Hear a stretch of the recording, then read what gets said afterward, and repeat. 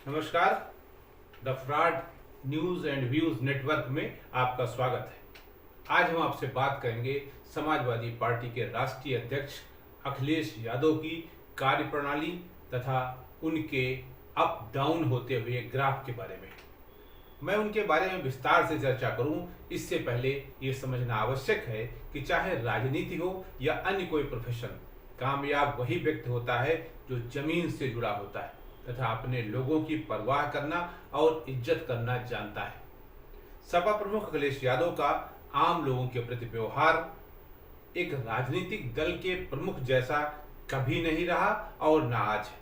वे हमेशा एक प्रशासनिक अधिकारी के रूप में व्यवहार करते हैं, लेकिन ऐसा करते समय वो भूल जाते हैं कि प्रशासनिक अधिकारी को 60 वर्ष तक की उम्र के लिए काम मिला हुआ है। वो 60 वर्ष से पहले रिटायर नहीं होगा और तब तक वो प्रशासनिक अधिकारी ही रहेगा। टेबल चेंज होती रहेगी, लेकिन उसकी पद, उसकी गरिमा पर कोई आंच नहीं आएगी। जबकि राजनीतिक नेताओं और राजनीतिक दलों को हर 5 साल के बाद एक कठोर परीक्षा से गुजरना पड़ता है, एक ऐसा इम्तिहान देना पड़ता है जिसके बारे में कुछ भी पता नहीं होता है। सपा प्रमुख अखिलेश यादव इस समय उत्तर प्रदेश विधानसभा में नेता प्रतिपक्ष हैं तथा अपनी पार्टी के राष्ट्रीय अध्यक्ष भी हैं, लेकिन वे न तो सर्वसुलभ हैं और न ही आम आदमी पर उनकी सीधी पकड़ है। जबकि होना क्या चाहिए था, जब आप सत्ता में नहीं हैं तो आम आदमी से जुड़े रहने का प्रयास करिए, सबसे मिलने का प्रयास करिए, सबको अपने साथ मिलाए रखने का प्रयास करिए, लेकिन वो इससे दूर है। जानते हैं क्यों? क्योंकि वो जिस दुकान के मालिक हैं, उस दुकान को मॉल बनाने का काम उनके पिता मुलायम सिंह यादव ने किया था, उन्होंने नहीं। इसलिए उन्हें पार्टी के ग्राफ बढ़ने या घटने का असर सीधे सीधे उन पर कभी नहीं पड़ता, न ही शायद वो इसकी परवाह करते हैं। कहा जाता है कि न तो आप किसी का भाग्य बदल सकते हैं और न ही कुछ आप उसके ऊपर थोप सकते हैं। व्यक्ति के सारे लक्षणों में 50% लक्षण जन्म से प्राप्त होते हैं और 50% लक्षण स्वयं अर्जित किए जाते हैं। राजनीतिक दृष्टि से अखिलेश यादव के पास जो राजनीतिक पूंजी है वो उनके पिता द्वारा प्रदान की गई है। इसमें उन्होंने अपनी योग्यता और क्षमता के मुताबिक कुछ भी जोड़ने का शायद काम आज तक नहीं किया। अगर कुछ किया है तो हर चुनाव में एक नया प्रयोग किया है। उन प्रयोगों का नतीजा क्या निकला ये बताने की जरूरत नहीं।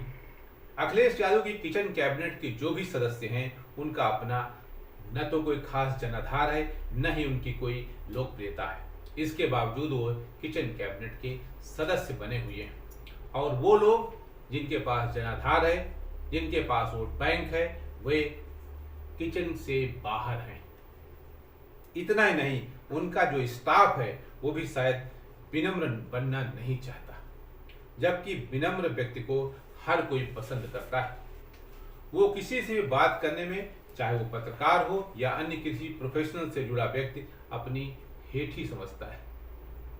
ऐसा समाजवादी पार्टी के तमाम जो ऑफिस बेयर्स हैं, जो वहां काम करते हैं, नौकरी करते हैं, ये उनके बारे में मैं कह रहा हूं। मैंने स्टाफ की बात इसलिए कही क्योंकि ऐसा लोगों का कहना है, लोगों का मानना है कि वे लोग किसी को सम्मान देना शायद नहीं जानते। उत्तर प्रदेश के अपर मुख्य सचिव गृह अवनीश अवस्थी ने एक बार कहा था कि भले ही हम हर व्यक्ति का काम न कर पाए, लेकिन फोन उठाने या फोन पर शिष्टाचार से बात करने में कहीं कुछ नहीं जाता है, कहीं कोई नुकसान नहीं होता है। मैं यहाँ अपना एक व्यक्तिगत अनुभव शेयर कर रहा हूँ। सपा प्रमुख अखिलेश यादव के एक निजी सचिव हैं गंगाराम। गंगाराम सचिवालय सेवा से रिटायर होने के बाद सपा प्रमुख के यहाँ आए हैं। मैं उन्हें उस समय से जानता हूं जब वे तत्कालीन लोक निर्माण मंत्री स्वर्गीय राम कुमार वर्मा के निजी सचिव हुआ करते थे। एक बार मैं उनसे अपने मित्र के साथ, जो पत्रकार हैं, मिलने पहुंचा। मैंने उनसे अखिलेश यादव के बारे में कुछ जानकारी चाहिए तो उनका जवाब था, कोठी पर जाकर पता करिए। मैंने उनसे कहा कि आपने मुझे पहचाना?